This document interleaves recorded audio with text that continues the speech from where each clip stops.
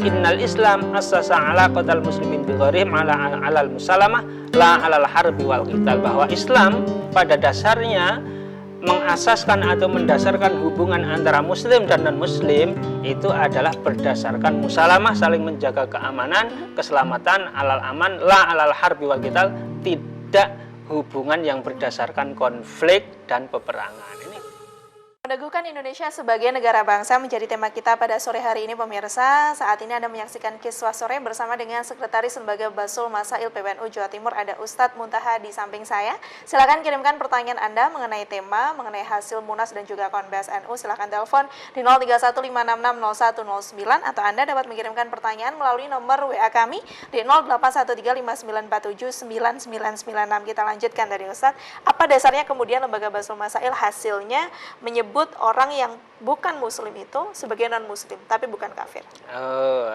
Itu berangkatnya begini, sebenarnya dalam rumusan itu tidak masuk. Pertanyaannya itu adalah satu, saya ulangi ya, bagaimana pandangan Islam terkait dengan konsep negara bangsa. Turunannya dari itu adalah bagaimana status non-muslim dalam sebuah negara bangsa. Itu turunan dari negara bangsa? Ya, pertama dari negara bangsa dulu. Negara bangsa itu bagaimana? Secara sederhana disimpulkan bahwa menurut Nahdlatul Ulama, eksistensi negara bangsa itu menemukan legalitasnya dalam agama, artinya tidak bertentangan dengan agama Islam.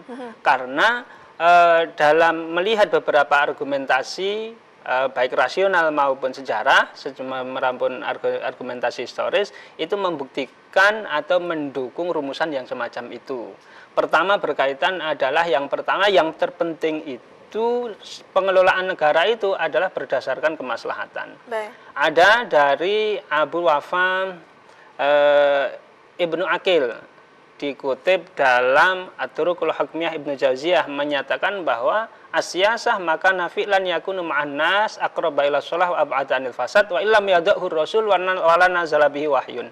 Bahwa pengelolaan sebuah negara atau siasa atau politik itu yang terpenting adalah bagaimana membawa masyarakat, membawa warga negara lebih dekat kepada kemaslahatan, kebaikan, dan lebih jauh dari bahaya atau kemudorotan. Meskipun itu tidak secara persis diajarkan oleh Kanjeng Nabi, meskipun itu tidak secara persis ada tuntunan wahyunya.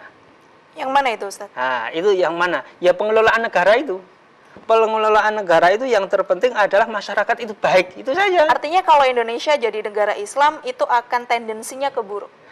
Bukan begitu, artinya Indonesia dengan negara bangsa ini selama bisa membawa masyarakat pada kondisi yang lebih baik, yang lebih yang lebih ideal, maka itu sudah memenuhi nilai-nilai Islam dalam hal siasa. Dan salah satu subtemanya adalah kemudian status non-muslim tadi. Ya, kemudian setelah itu difahami bahwa secara substansial negara bangsa itu tidak masalah dalam Islam, dibolehkan, yang penting membawa kebaikan dan beberapa argumentasi lainnya.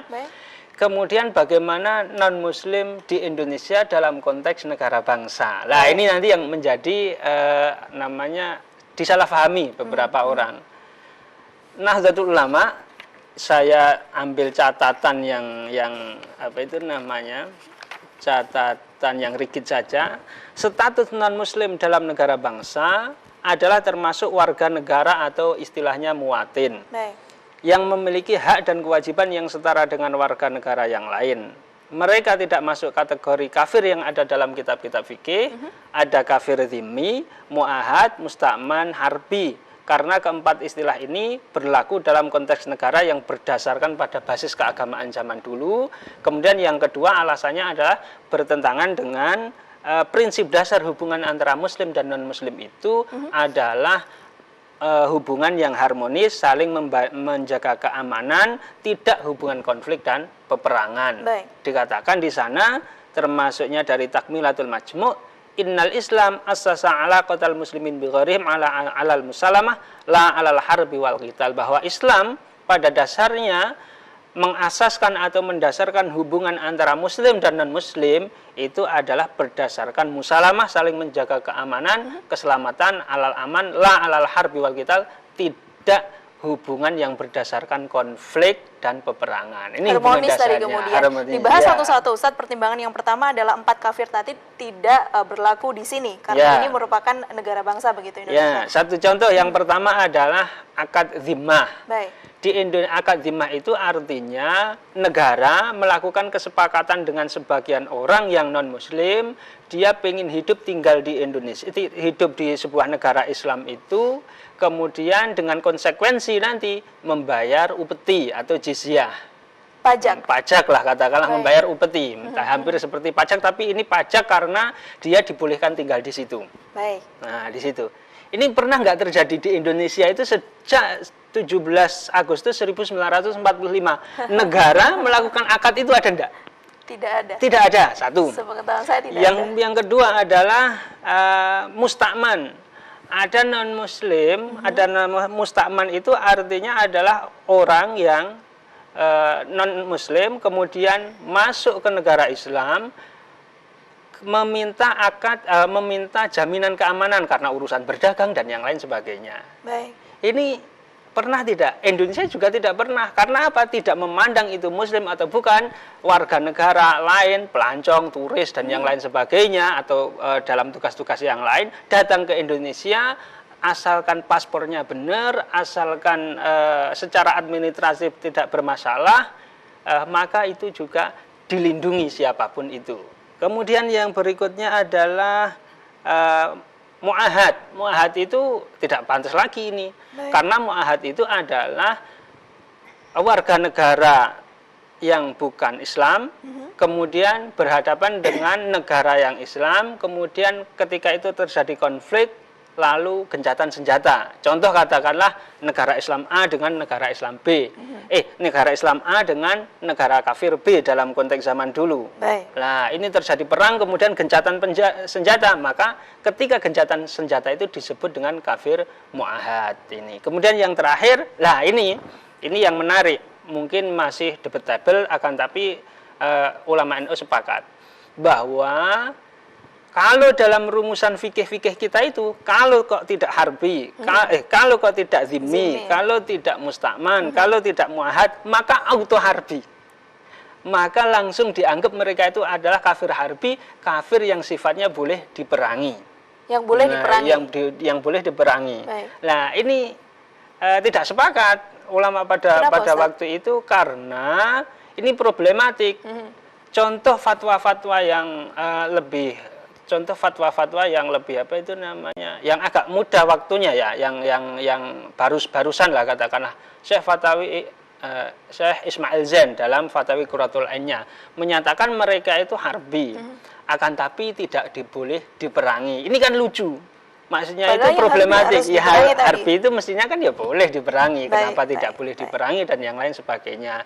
Lah akhirnya para ulama, para kiai yang mengikuti Basul Masail di Munas itu karena tidak masuk apa itu namanya zimmi, mu'ahad, mustakman, kemudian mau auto harbi, ini juga problematik. Baik. Maka bagaimana? Maka memilih dengan istilah muwatin atau warga negara dari istilah muwatonah. Artinya yaitu apa itu, Ustaz?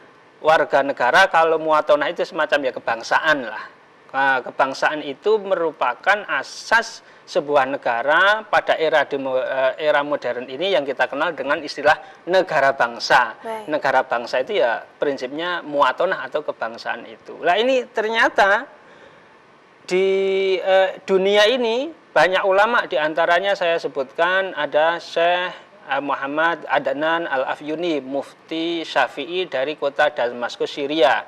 Kemudian beberapa ulama lain yang menyatakan bahwa prinsip dasar negara bangsa itu adalah muwatonah, yaitu terinspirasi dari Piagam Madinah, di mana Kanjeng Nabi Agung Muhammad SAW mendirikan negeri Madinah bersama tidak hanya umat Islam, Ansor Muhajirin, akan tapi juga bersama Yahudi, umat-umat yang lain. Baik, nanti kita masuk ke pertimbangan yang kedua pemirsa. Di Kiswah Sore ini meneguhkan Indonesia sebagai negara bangsa. Jangan kemana-mana, tetaplah di sini. Kiswah Sore akan segera kembali untuk Anda.